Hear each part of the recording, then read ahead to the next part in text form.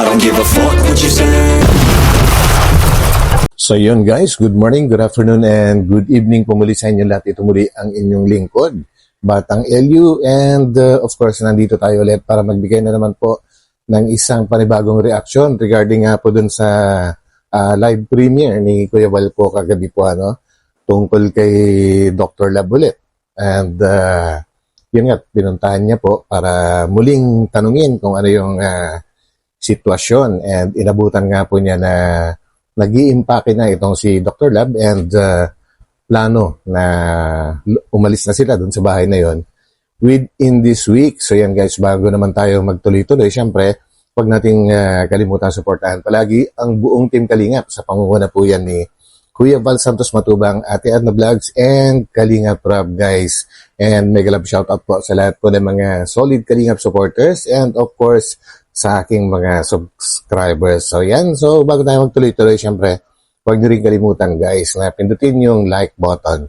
So yan, so ano nga ba nakalagay sa ating thumbnail? Yan, bahay kubo ni Doc Lab. So yan guys, meron kasi silang napag-usapan ni Kuya Val, at natanungan ni Kuya Val kung paano na si Viancy or paano na ang EDC kapag umalis si Dr. Lab po dyan sa bahay na yan. And nabanggit ka ni Dr. Lab na total kaibigan naman niya, yung may-ari ng lote doon sa likod, ay baka pakiusapan niya na magtayo po siya ng bahay kubo doon sa mismong likuran ng bahay ni Viancy para po mabantayan po ang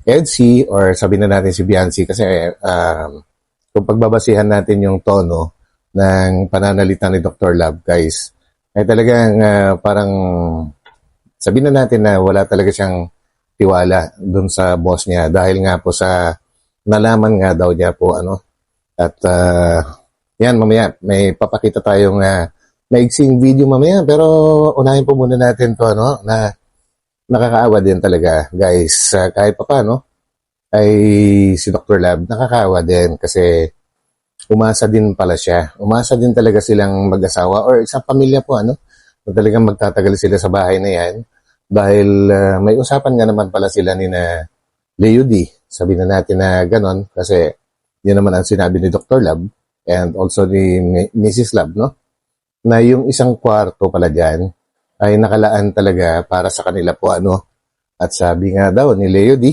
ay walang makakapagpaalis sa kanila doon sa kwarto na yon. So, yun, kaya siguro nagporsige din si Dr. Lab na talagang maglaan ng oras, diyan sa pagpapatayo ng bahay na yan, kasama na rin yung pinapatayo na para supposedly, para kay Red Zane dapat, pero narinig ko sa isang live stream ni Red Zane na hindi na rin daw sila lilipat doon kapag ka natapos na. So, yun. And, yun na nga guys, At yun ang ikinasasama ng loob ni Dr. Lab, kasi nga, siyempre, mga asikaso nga naman talaga yung matrabaho po sa materyales, pag-aasikaso sa mga karpintero. Yan, lahat-lahat. Asikasuhin mo, hindi lang yan, marami yan. Sa tubig, kuryente, lahat-lahat na. Kaya naman pala siya, hindi niya naasikaso ng maayos yung kanyang pagbablog, dahil natutok nga po siya doon. Kaya, para lumalabas na malaking-malaki yung kanyang loss na oras and syempre revenue doon sa panahon na itinatayo yung bahay na yan. And maaaring yun ang ikinasasama ng loob po niya. Pero hindi na kagaya nung una na nag-usap sila ni Kuya Val na gusto niyang bawiin kay Leo D yung kung ano man yung ginugol niya ng oras doon, na pababayaran niya. And nabanggit niya before na meron din siyang mga naiyabono o kaya naiyambag sa bahay na yan. Siyempre, mga gasolina, etc., etc., mga ganyan po, At nabanggit niya dito sa bagong video na hindi na daw niya sisingilin pa or hindi na niya babawiin. Ang kagustuhan na lang daw niya is makaalis sa bahay na yan ng may dignidad po, So yun, hindi ko rin alam kung ano nakapagpabago sa isip ni Dr. Lab, pero may nabanggit din po siya guys na ayaw na niya na magkaroon pa ng panibagong problema or baka makasuhan siya at magkaroon ng problema. Ewan ko kung ano ba yung pwedeng ikaso sa kanya dyan. If ever, siguro yung paglalagay niya sa pangalan niya sa bahay na yan. Pero nasabi din niya na, alam na natin lahat yung kung ano yung kwento kung bakit napunta sa kanya. Kung nakapangalan sa kanya po sa assessor's office yung bahay na yan. Dahil sabi nga daw ay kailangan yung nandun sa, sorry, akala ko nasa Bicol ako. Kung sino yung nasa Daet at nakatira, sa kanya dapat nakapangalan. So, malayo naman po si boss niya po nasa Cebu. Kaya, ganun ang nangyari. Pero sabi naman ni Dr. Love guys ay if ever na gustong kuhanin ni Leo D or ipatransfer sa pangalan po niya, ay willing naman siyang makipag-cooperate dahil lalo-lalo na nasabi ni Kuya Bal, mukhang nakausap na rin siguro ni Kuya Bal, no? Kung sa direction ng pagsasalita ni Kuya Bal, baka nag-usap na rin sila ni Leo D kasi alam na niya yung schedule ng pagpunta ni Leo D sa Daet para ayusin nga daw yung bahay na yan. And alam na rin ni Kuya Bal na may mga tattoo sa katawan siya, no? Siguro nakapag-usap na sila, no? And first time din kasi mabanggit ni Kuya Bal yung mga ganung bagay. So, assuming parang nakapag-usap na po sila. So, yun guys. And, kagaya nga po nang nasabi ko, medyo nakakaawa din talaga si Dr. Lab. Sabihin na natin marami siyang nakaaway sa Kalingap. And of course, nire-respeto din natin yan kung ano man yung mga pinag-awayan po nila ay na nila yon, private na buhay na po nila yon, no? Ang sa atin lang naman kasi ang concern natin is dito sa EDC. So yan guys, yun lang po ang talagang punto natin dito sa pagre-reaction. And yun, at nabanggit nga ni Dr. Lab, kaya nandyan din yung anak po niya na si Ren at nag-resign nga daw sa trabaho. Maayos daw ang trabaho niya dito sa Manila, pero nag-decide na mag-resign para mag-join sa magulang niya sa Daet dahil nung panahon na hindi pa maayos yung buhay ni Dr. Lab, hindi niya nakasama. And parang siguro gustong magkaroon sila ng time na mahaba-haba.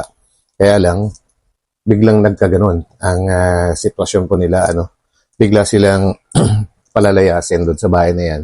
Pero, syempre, tanggap naman nila yan at wala rin naman silang magagawa siguro kung hindi tanggapin po, So, yun, kailangan, mag-umpisa ulit.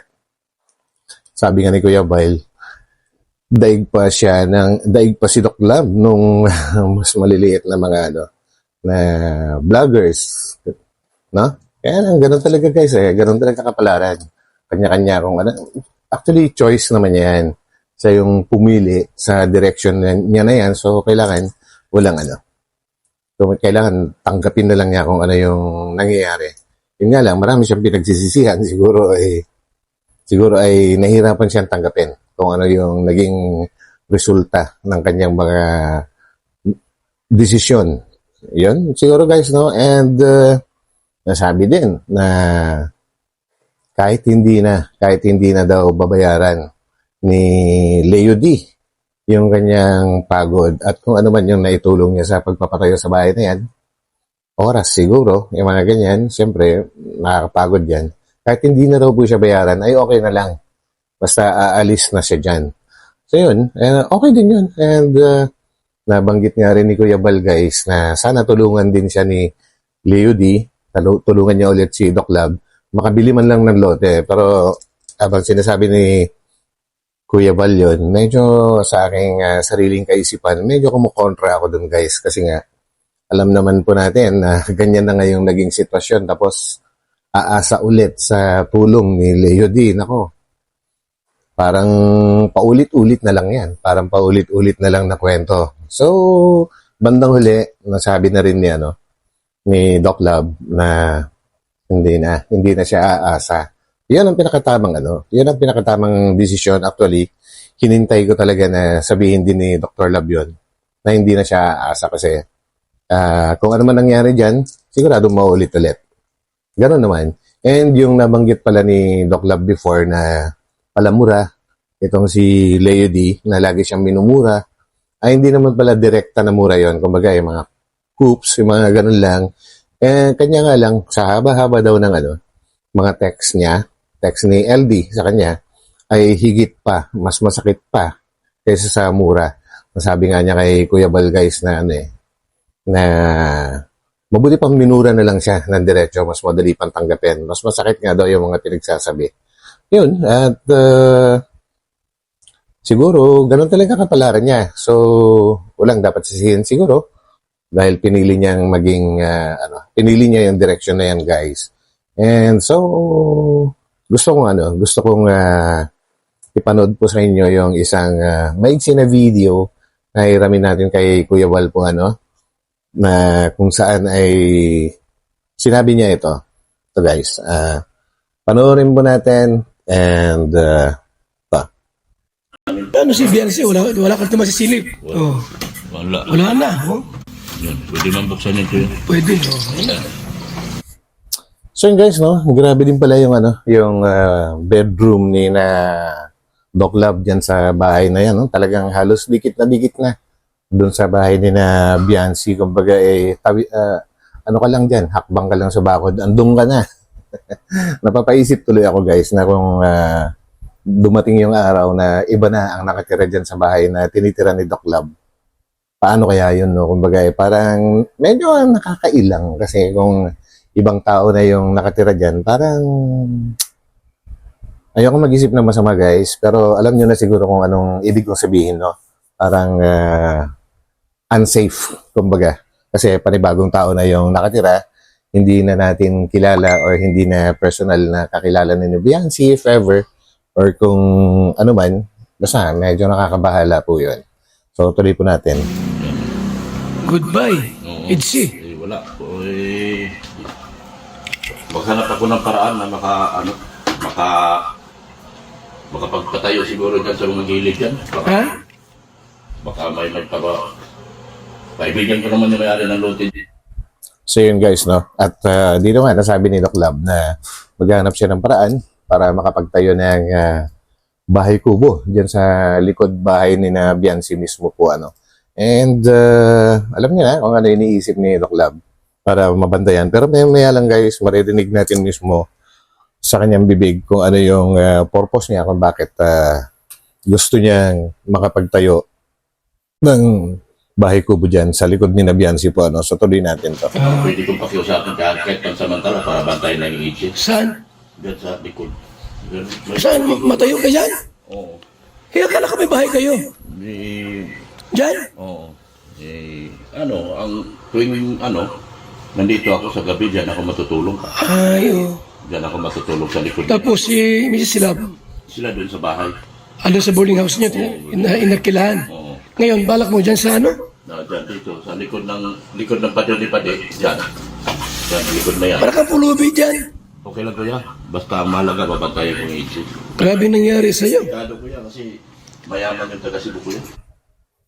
So yun guys, no? At kung pag-iisipan natin yung tinutumbok ng pananalita ni Doc Love ay talagang wala siyang tiwala or worried siya sa pwedeng mangyari kina Bianci pagkaibang tao na nakatira dyan. Kaya pakiusapan niya yung may-ari ng lote dahil kaibigan naman daw niya. Siguro yun din yung nagbenta ng lote kina Bianci at magtatayo siya ng bahay kubo dyan para magbantay dahil mayaman nga daw yung taga Cebu. Alam niyo na kung ano ibig sabihin, pero hindi naman natin sinisiraan guys yung taga Cebu kasi hindi naman natin personally kakilala po Kumbaga kagaya ng dati kung ano itong napapanood natin, ito lang po yung nire-reactionan natin. So yan guys, wala tayong intensyon na siraan po yung si LD. Kumbaga, nagre-reaction lang po na tayo dito sa video na kung saan ay ating napapanood sa ngayon. So, yun guys. So, tabi-tabi na lang kina Boss LD kasi hindi natin sila kakilala. So, tuloy po natin guys. Mula sa, paano ang Itzy pag umalis ka rito? Siguro, baka mag-isip ako, maghanap na ako ng magkubo-kubo na lang siguro ako dito pagdating ng araw. Hindi ko man pwedeng iwanan ng itchy. Okay. Oo. Malakong magkumukubo rito. Maghanap na lang paraanan. So yun guys, no, kung isipin natin kung EDSI lang naman ang talagang hindi maiwan ni Doc Lab, kahit naman saan siya tumira, kahit dito siguro sa malayo, ay online naman po yan. Kumbaga, pero yung kagustuhan po niya na physically malapit siya, physical malapit siya sa bahay ni na Viancy, ay siguro I'm not sure, guys, hindi 100% na ang totoong dahilan is yung taga Cebu, no? Pwede rin talaga nakasanayan na niya na malapit lang siya kina Viancy. Pero abangan po natin. Kung totoosin, maganda rin naman yung sinasabi ni Doc Lab po dito, no? Tuloy. Ang dami naman. Wag lang mawalang itsi. Kaya pag na, Kaibigan ko naman yung may-ari ng lote dyan. Mhm. Pwede ako kasi pagka nawala ka rito, baka masulot si Biancy. Natawa ako dun sa sinabi ni Kuya Val na baka pag nawala si si Doc Lab, baka masulot daw. Masulot. Alam niyo na ibig sabihin. Masulot daw si Biancy. Wag naman sana. Wag naman ganun. Kumbaga pero iba yung ingat pa rin ang kailangan gawin, guys, kasi mahirap kalabanin ang mga mayayaman, guys, kasi alam niyo na, ang pera ay pwedeng pambayad sa lahat ng bagay po, lalong-lalo na. Hindi lang naman dito sa Pilipinas nangyayari na pwedeng bumili ng pagkatao ang pera. Alam niyo na, kung nanonood kayo ng mga sa politika, ay talagang ganyan talaga ang buhay. At ang pera ay makapangyarihan dito sa lugar natin. Yun nga, hindi po pwedeng ganun, kuya. Mamaya mangulit tayo, ang jowa taga Cebu na. Ayun. Baka daw pagbalik nila dyan, ang jowa ni Biancy ay taga Cebu na. Grabe, wag naman. I'm sure, hindi naman ganun-ganun Hindi naman ganun talaga ganun-ganun si Biancy po, Pero, maganda na rin talaga yung nag-iingat, Kasi, yun nga, nakatutok pa rin dun sa point na mayaman ang kalaban. So, makapangyarihan talaga ang pera. No? Hindi ko binagdududahan ng pamilya ni Biancy, pero maraming what if kasi. Di ba guys, naiintindihan nyo na yon. What if, maraming ibig sabihin, paano kung, ganito, ganyan. Di ba? Delikado. Ano naman, narinig ko na yung kwento nito. Hindi pwede. Ngayon ko lalong. So yun guys. So yun pa rin yung pininindigan ni Doc Lab po, na delikado nga daw kasi baka yung narinig niya. Ano nga ba yung narinig niya? Actually, na-discuss na natin yan nung nakaraan na may nagsabi sa kanya, may nagpaabot sa kanya. Parang nabanggit yata niya, isa sa mga big time sponsors ng EDSI na may gusto kay Biancy. So yan guys, kaya gustong ibigay yung bahay na yan kay Biancy. Kumbaga alam nyo na, kapag nagregalo ang mga may gusto, simple-simple lang, parang nagbibigay ng candy, sobrang yaman siguro talaga guys. Well, makikita natin kung magpapakita siya sa pagpunta niya sa Daet sa April, pero I don't think so. Baka hindi rin siya magpapakita sa video. Baka private lang yung mangyayari na meeting po nila dyan, guys. Kasi mukhang pribadong tao din baka hindi rin magpapakita. Kumbaga na-describe lang niya, ni Kuya Bal kung na itsura niya. So yan lang. Abangan natin, guys, sa mga susunod na mangyayari. Pero kailangan talaga iba yung ingat, especially sa pamilya ni Biancy. And actually, na-discuss ko na before sa mga nakaraang mga vlogs ko na if ever na may talagang may obsessed kay Biancy at ito ay makapangyarihan or mapera, isa sa mga kailangan mag-ingat dyan ay si Kalingap Edu. Alam nyo na ibig kong sabihin. Hindi ko na i-elaborate pa. Hihigpitan ang pagbabantay kay Biancy, kuya, dahil yung bang natatakot na ako dun sa pangyayari na narinig ko lang naman. So yun. So kailangan lalong higpitan ang pagbabantay kay Biancy dahil natatakot na raw siya sa kanyang narinig o nalaman. Yun na-discuss natin kani-kanino lang kung ano yung narinig at nalaman ni Doc Lab po. Ano, kasi nabanggit din niya mismo yan ng mga nakaraang videos niya. No? So, huwag na natin ulit-ulitin. And yun yung point na nakakabahala. Actually, ako mismo medyo nababahala ako sa mga sinasabi ni Doc Lab kasi hindi rin maiwasan na kahit ako ay napapaisip din po ng ganun, no? Kasi kagaya ng sinabi ko, kung pagbabasihan natin ay yung mga nababanggit ni Doc Lab mula umpisa ay talagang medyo nakakabahala talaga. Pero sana nga ay hindi ganoon. Sana ay talagang maayos. Kasi sa totoo lang talaga, hindi natin kilala yung tao na binabanggit ni Dr. Lab po, ano, na yung boss niya na tinatawag niya.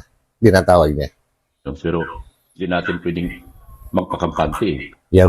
Oo, kasi Hindi pwedeng magpakampante. yung delikado na talaga. Grabe. Grabe yun.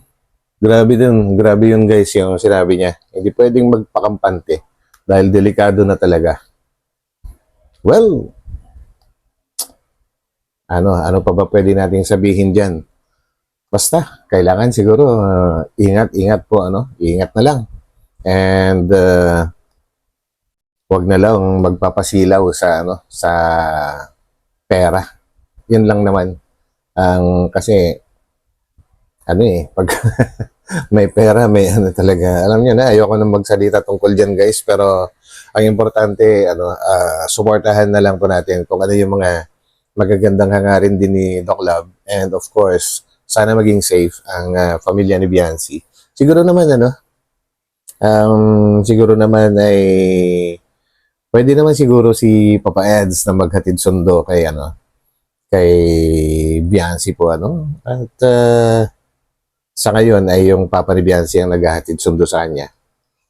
At least mas safe pagka 4 wheels po, And para palaging nandyan lang sa bahay ni na Biancy si Tatay Biran. Ayun lang naman ang aking well, anyway, huwag tayong mag-overthink. At dahil hindi natin kilala pa ng gusto si Leo D. Malay natin, mabait pala talaga. At malalaman lang natin yan kapag dumating na yung araw na magkakaharap-harap na po, So, yan. So, hanggang dito na lang ulit, guys. And sana nagustuhan po ninyo ang ating diniscuss ngayon. Basta ang importante, huwag tayong mag-overthink. Yun lang po ang aking pakiusap po, Kung ano man ay huwag po tayong mabahala at huwag natin masyadong dibdibin kung ano man yung mga napapanood natin ngayon. Sa relax lang po tayo and enjoy lang, And pag-pray lang natin ang safety ni Biancy. So yun lang naman. So ito muli ang inyong lingkod, Batang LU. And dito ko na ulit natapusin to guys. And God bless po sa lahat. Magkita-kita po tayo ulit sa aking susunod na upload. So yan. Happy Thursday po sa lahat. Bye-bye.